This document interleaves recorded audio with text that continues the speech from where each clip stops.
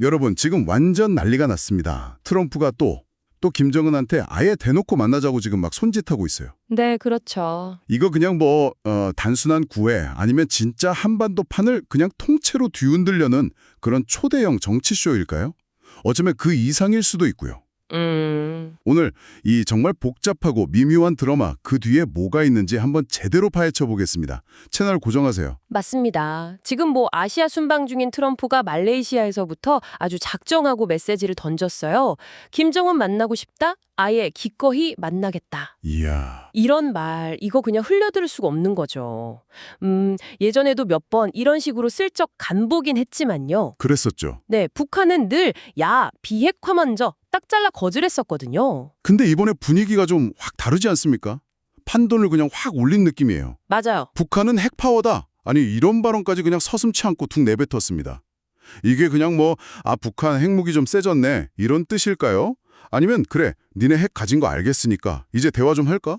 이런 속내를 슬쩍 비춘 걸까요? 글쎄요. 물론 백악관이나 우리 대통령실에선 그건 그냥 북한 핵 능력이 강해진 현실을 말한 것뿐이다 이렇게 해명은 했지만 글쎄요 이게 보통 파장을 일으킬 발언이 아니잖아요. 맞아요. 그 핵파워 발언, 이게 진짜 아킬레스건입니다. 어떻게 보면 북한이 제일 듣고 싶어하는 말일 수도 있어요. 그렇죠. 바로 핵 보유국 인정 아니겠습니까? 근데 이걸 트럼프가 툭 던져버린 거예요. 툭 던졌어요. 이걸 북한이 그럼 어떻게 해석하겠냐는 거죠. 당연히 드디어 미국이 우리를 좀 인정해주나? 이런 기대감을 가질 수밖에 없죠. 그런데 또 북한 공식 반응은 아직까지는 조용합니다. 뜸을 들이는 건지 진짜 다른 꿍꿍이가 있는 건지. 그렇죠.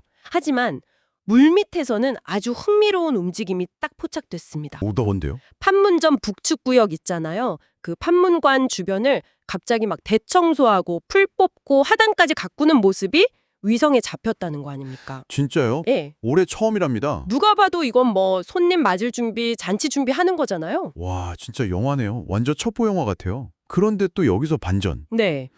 아니, 바로 이 타이밍에 최선희 외무상, 그 여자 실세 아닙니까?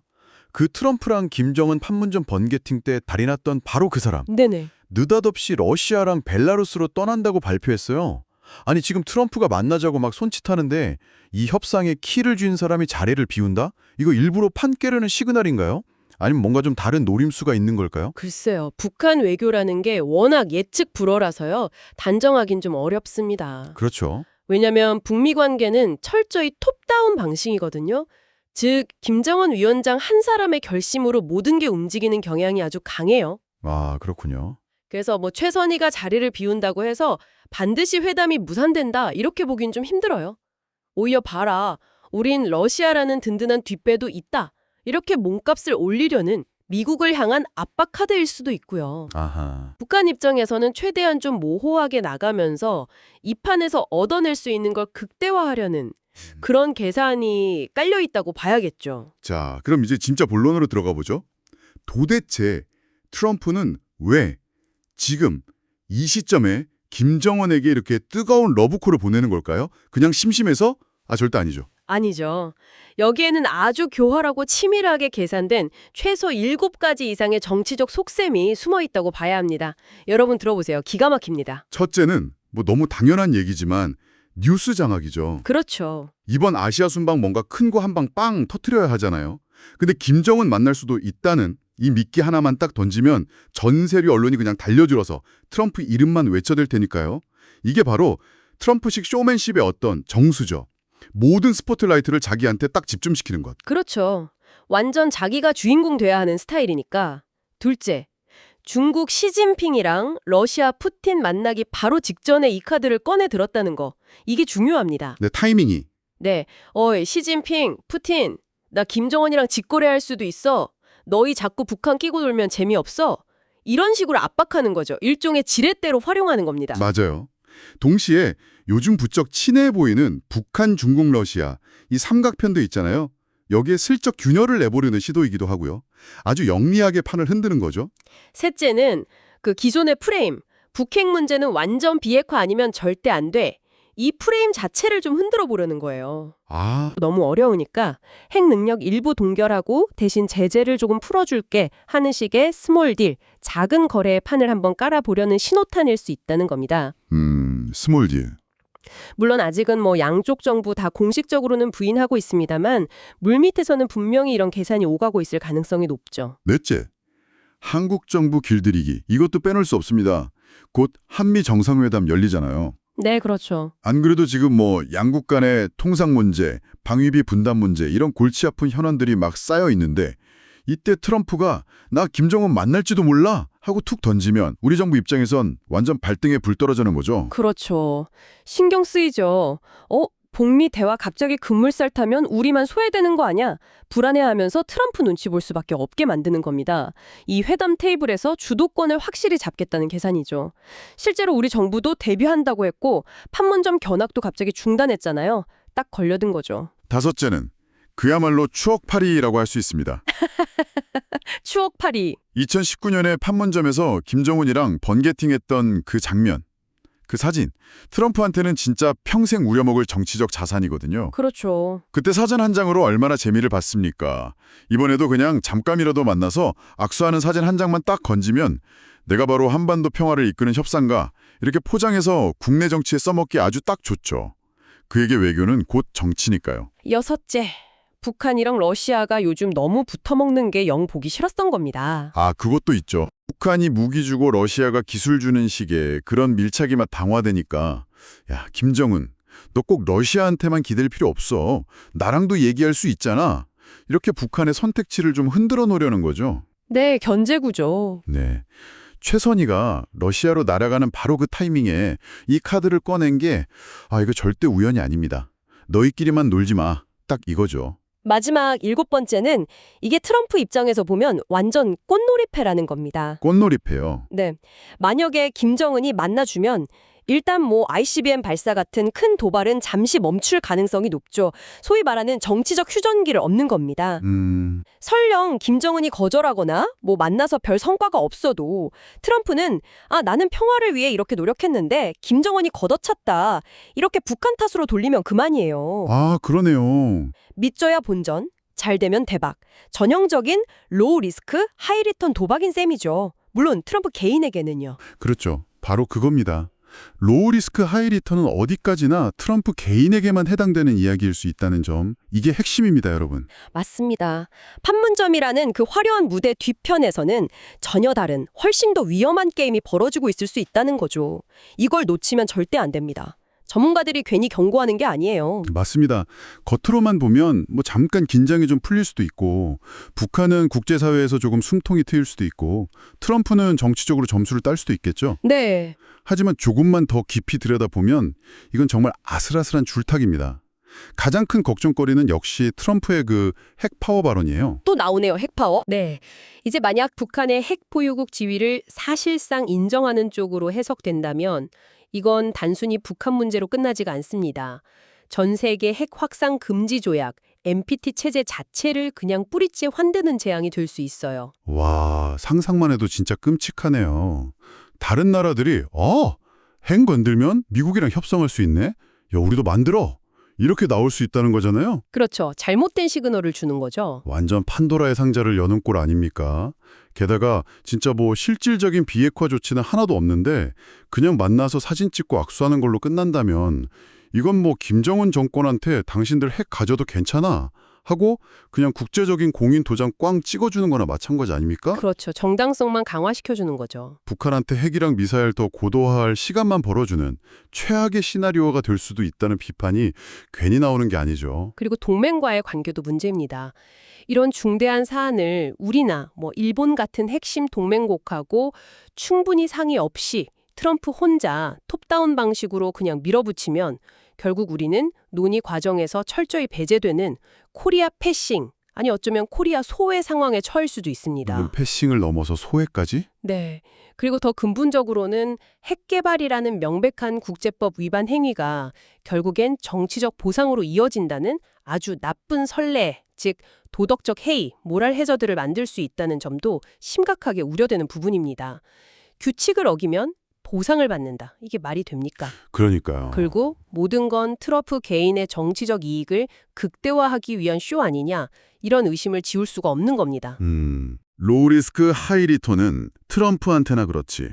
우리 한반도와 국제사회 전체의 안보에는 오히려 하이리스크 로우리턴이 될 수도 있다는 것. 이걸 정말 명심해야 합니다. 물론 북한의 계산도 만만치 않죠. 북한으로서는 이번 기회를 그냥 흘려보내지 않을 겁니다. 그렇죠. 어쩌면 이걸 핵 가진 나라 대 핵 가진 나라로 미국과 동등한 위치에서 협상 테이블에 앉을 수 있는 정말 절호의 찬스로 여길 수도 있어요. 김정은 위원장 개인의 권위를 하늘 높이 치켜 세우고 당장 제재를 푸는 것보다 트럼프와 악수하는 사진 한 장이 주는 그 상징적 효과가 내부 통치에 더 큰 도움이 될 거다, 이렇게 판단할 수도 있습니다. 그들에겐 신뢰보다 명분이 더 중요할 때가 많으니까요. 상황이 이렇게까지 되니 CVID, 즉 완전하고 검증 가능하며 되돌릴 수 없는 비핵화는 이제 사실상 물 건너간 거 아니냐. 그냥 핵 동결하고 제재 좀 풀어주는 선에서 타협하는 게 현실적인 거 아니냐. 이런 목소리까지 솔솔 나오고 있습니다. 듣기에는 참 불편하지만 냉정하게 봐야 할지도 모르는 현실이죠. 그렇죠. 이미 트럼프가 판을 이렇게 흔들어 놓은 이상 그의 의도가 뭐였냐 이걸 따지는 건 이제 큰 의미가 없을 수도 있습니다. 중요한 건 이 변화된 판 위에서 우리는 과연 무엇을 해야 하는가 하는 점이죠. 이제는 우리 스스로 정신 바짝 차리고 우리의 살 길을 찾아야 할 때입니다. 자, 그래서 우리는 뭘 해야 합니까? 이게 진짜 핵심 질문입니다. 그냥 만나나 안 만나나 손 놓고 구경만 하고 있을 때가 아니라는 거죠. 절대 아니죠. 강 건너 불구경하다가 우리 집까지 다 타버릴 수 있습니다. 코리아 패싱을 넘어 아예 존재감 자체가 사라지는 코리아 소외가 현실이 될 수도 있다고요. 맞습니다. 더 이상 수동적으로 이렇게 질질 끌려다녀선 안 됩니다. 우리의 국익을 최우선에 두고 다가올 모든 가능성에 대비하는 전략적 해징, 스트래티직 해징, 즉 위험을 분산하고 관리하는 능동적인 외교 전략이 정말 절실합니다. 전략적 해징. 네, 그냥 막연히 대비한다 이게 아니라 구체적인 행동 계획, 액션 플랜이 필요하다는 목소리가 높습니다. 구체적으로 어떤 것들이 있을 수 있을까요? 좀 더 파고들어 보죠. 첫째, 미국과 우리 사이에 절대 넘어서는 안 될 레드라인을 아주 명확하게 설정하고 공유해야 합니다. 레드라인. 네. 만약 북미 간에 핵동결 얘기가 나온다면 그 조건이 그냥 ICBM 시험 발사 중단 이 정도가 아니라 핵물질 생산시설 완전 가동 중단 및 봉인, 그리고 언제든 검증 가능한 국제 사찰 수용까지 반드시 포함되어야 한다. 이걸 미국 측에 강력하게 요구하고 못 박아야 합니다. 우리 목소리를 내야죠. 아예 만나지 말라고 할 순 없으니까 만나는 건 좋은데 대신 회담 내용과 결과에 우리 입장을 확실하게 반영시키도록 압박하는 조건부 관여 전략, 이것도 중요하겠네요. 정확합니다. 그게 두 번째 핵심, 조건부 관여입니다. 이왕 판이 깔린다면 그 판에서 우리가 소외되지 않고 우리의 안보 이익을 지켜낼 수 있도록 끈질기게 협상하고 설득해야 합니다. 네. 세 번째는 컨틴전시 플랜, 즉 시나리오별 대응 계획을 미리 철저하게 짜놓는 겁니다. 시나리오별 대응. 예를 들어 회담이 그냥 사진 찍고 끝나는 빈 껍데기 이벤트로 전락한다면 즉시 한미 공동성명을 발표해서 CVID 원칙은 변함없다고 재확인하고 동맹의 굳건함을 보여주는 식의 대응 카드를 미리 준비해야죠.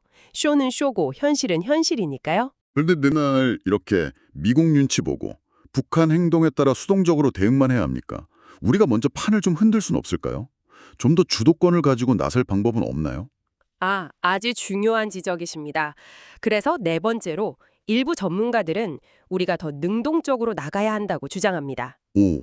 예를 들어 한반도 포괄적 군비 통제 체제 구축 같은 구체적인 로드맵을 우리가 먼저 선제적으로 제시해서 대화의 주도권을 가져오자는 겁니다. 우리가 먼저. 네.